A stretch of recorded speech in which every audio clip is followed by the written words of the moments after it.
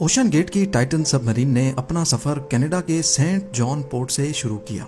जिस लोकेशन पे इसको ओशन के अंदर डाइव करना था, ये सेंट जॉन से 700 किलोमीटर दूर नॉर्थ अटलांटिक ओशन में वाक़ है और इसी पॉइंट पर ठंडे पानी के नीचे ओशन की गहराइयों में टाइटैनिक का शिप रेक भी मौजूद है। सैटरडे 17 जून 2023 को ये सफर शुरू किया गया और प्लान के मुताबिक अगले दिन संडे को सुबह 8 बजे टाइटन को पानी में उतारा जाना था।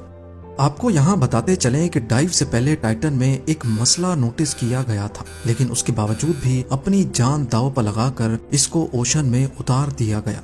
वो क्या मसला था और आखिर पता होने के बावजूद भी ये खतरा क्यों मोल लिया गया? ज़ेम टीवी के वीडियोस में एक बार फिर से खुशामदीद। नाज़रीन, इस सफर में टोटल 5 लोग मौजूद थे, जिसमें एक्शन एविएशन के फाउंडर हार्निश हार्डिंग भी मौजूद थे। इन्होंने जेफ बेजोस के साथ स्पेस में भी ट्रेवल किया था। दूसरे नंबर पे स्टॉकटन रश, जो ओशन गेट के CEO भी थे। ये अमेरिकन कंपनी ओशन टूरिज्म के लिए सबमर्सिबल्स फराहम करती है। तीसरे नंबर पे 77 साला पॉल हेनरी थे, जिन्होंने पहले भी टाइटैनिक को विजिट किया था। ये शिप रैक के एक्सपर्ट थे और इनको टाइटैनिक के बिखरे हुए पार्ट्स की काफी जानकारी थी। और आखिर में पाकिस्तानी बिजनेस टाइकून शहजादा दाऊद अपने बेटे सुलेमान के साथ इसी सबमरीन का हिस्सा थे। 17 जून को डाइव करने से पहले हार्निश हार्डिंग ने इंटरनेट पे अपना आखिरी पोस्ट किया था। उनका कहना था कि शदीद सर्द मौसम की वजह से उनकी डाइव डिले हो गई है। कल सुबह को जब थोड़े वक्त के लिए मौसम बेहतर होगा तो हम डाइव कर जाएंगे। ये 5 लोग अपना शौक पूरा करने के लिए मशहूर जमाना टाइटैनिक का मलबा देखने जा रहे थे। 1912 में डूबने के बाद अगले कई सालों तक इसको तलाश करने की कोशिशें जारी रहीं, लेकिन अटलांटिक ओशन की हार्श कंडीशन के बायस ये काम इतना आसान नहीं था। फिर 1985 में जाकर आखिरकार ओशन फ्लोर पे RMS टाइटैनिक का मलबा मिल ही गया। टाइटैनिक अपने पीछे इतने सवालात छोड़कर गई थी कि अब इनके जवाब तलाश करने का वक्त आ चुका था। दर्जनों एक्सपीडिशंस अरेंज किए गए, जिसमें अलग अलग कंट्रीज के एक्सपर्ट्स और रिसर्चर्स ने टाइटैनिक शिप रैक का रुख किया। Canadian film maker James Cameron ने 1995 में टाइटैनिक के मलबे के दर्जनों दौरे किए और फिर 1997 में टाइटैनिक मूवी रिलीज की गई। रही सही कसर टाइटैनिक मूवी की कामयाबी ने पूरी कर दी। इसने इतनी धूम मचाई कि अब टाइटैनिक के मलबे को खुद जाकर देखना करोड़ों लोगों का ख्वाब बन गया। यानी ये काम अब सिर्फ रिसर्च के मकसद तक ही महदूद नहीं, बल्कि शिप रैक साइट पर टूरिस्ट भी जाना शुरू हो गए। कहा जाता है कि ओशन की गहराई तक जाना स्पेस में जाने से भी ज्यादा मुश्किल है और इसकी सबसे बड़ी वजह है पानी का प्रेशर। टाइटैनिक शिप रैक समंदर की सतह से 4000 मीटर यानी 4 किलोमीटर नीचे है। इस गहराई को इमेजिन करना हो तो आप बुर्ज खलीफा को देखें और समझ लें कि टाइटैनिक का मलबा समंदर में करीब 5 टाइम्स बुर्ज खलीफा की हाइट जितना नीचे है। इस गहराई में पानी का प्रेशर 5800 PSI होता है। ये उतना ही प्रेशर होगा कि इंसान के पूरे जिस्म पर नहीं, बल्कि सिर्फ 1 स्क्वायर इंच के हिस्से पर एक पूरा हाथी खड़ा कर दिया जाए। तो अब आप अंदाजा लगा लें कि एक सबमरीन में कितने स्क्वायर इंच होंगे और उस पर कितना ज्यादा प्रेशर पड़ता होगा।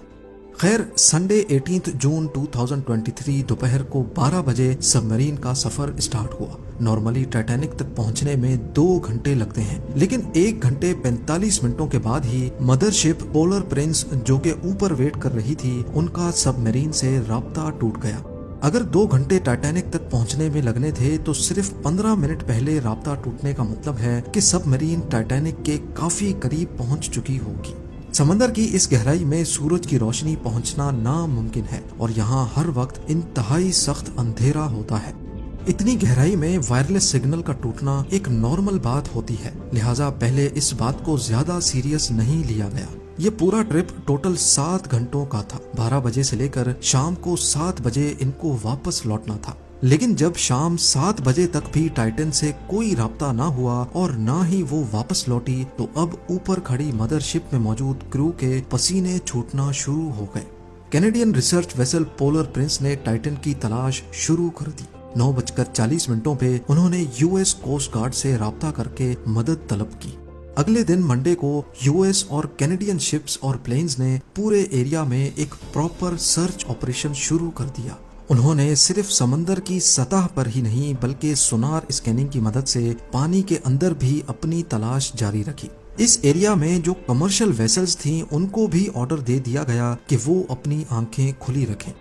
अगले 2 दिनों तक ये तलाश जारी रही, लेकिन टाइटन का कोई अता पता ना चल सका। लेकिन फिर एक उम्मीद की किरण नजर आई। वेडनेसडे 21 जून को सुबह 6 बजे सर्च टीम को पानी की गहराइयों में से कुछ आवाजें सुनाई दी। ये आवाजें अंडर वाटर रेडार्स की मदद से सुनी गई थी। फौरन आरओवीज को आवाज की डायरेक्शन में भेजा गया, लेकिन इस बार भी टाइटन की कोई खबर ना मिली। अब टाइटन को हमेशा हमेशा के लिए खो देने का डर बढ़ता जा रहा था, क्योंकि सबमरीन में जितना ऑक्सीजन था वो सिर्फ 96 घंटे या फिर 4 दिनों तक का था, और इस वक्त तक 4 में से 3 दिन गुजर चुके थे। लेकिन यूएस, कनाडा और फ्रांस की सर्च टीम्स ने हिम्मत नहीं हारी। थर्सडे 22 जून को दोपहर 12 बजे आरओवीज को टाइटैनिक के मलबे के पास भेजा गया। वहां पहुंचकर जो देखा गया वो वाकई दिल दहला देने वाला मंजर था। 3:48 PM पर आरओवी, जो कि टाइटैनिक के मलबे के पास पहुंच चुकी थी, उसने टाइटन की दुम का एक हिस्सा टाइटैनिक से सिर्फ 1600 फीट दूर पड़ा हुआ देखा। जो देखने गई थी टाइटैनिक के मलबे को, अब उसका मलबा ही पूरी दुनिया में हेडलाइंस बन गया। इसका सिर्फ एक ही मतलब है कि सबमरीन पानी का प्रेशर बर्दाश्त ना कर सकी और समंदर की गहराइयों में ही फट गई। इस खबर ने पूरी दुनिया में जैसे हलचल सी मचा दी। ओशन गेट की सेफ्टी पर कई सवाल खड़े किए जाने लगे। ओशन गेट के सीईओ स्टॉकटन रश, जो कि खुद इस वाक़े में अपनी जान गंवा बैठे हैं, उन्होंने 2021 में कहा था कि वो जानते हैं कि उन्होंने टाइटन को बनाते वक्त कुछ रूल्स तोड़े हैं, क्योंकि उन्होंने टाइटन को स्टील से नहीं बल्कि एविएशन ग्रेड कार्बन फाइबर से बनाया है।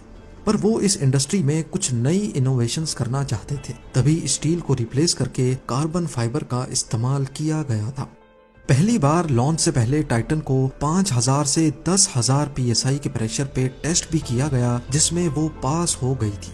पर एक्सपर्ट्स का मानना है कि ओशन के अंदर हजारों किस्म की ताकतें सबमरीन पर पड़ती हैं, जिसमें ना सिर्फ प्रेशर बल्कि पानी का बहाव भी होता है, जो कि लहरों की वजह से पैदा होता है। इसके अलावा अंधेरे की वजह से ये भी हो सकता है कि कोई भारी पत्थर या फिर समंदरी मखलूक सबमरीन से टकराई हो। कुछ भी हो, टाइटन की तबाही की एक वजह तो इसका कार्बन फाइबर का हल था, लेकिन दूसरी वजह इसमें पहले से मौजूद क्रैक्स भी थे। जी हाँ, टाइटन सबमरीन 2019 में कार्ल स्टैनले नामी एक बिजनेसमैन को भी लेके गई थी, और उस वक्त भी उसको ओशन गेट के सीईओ ही ऑपरेट कर रहे थे।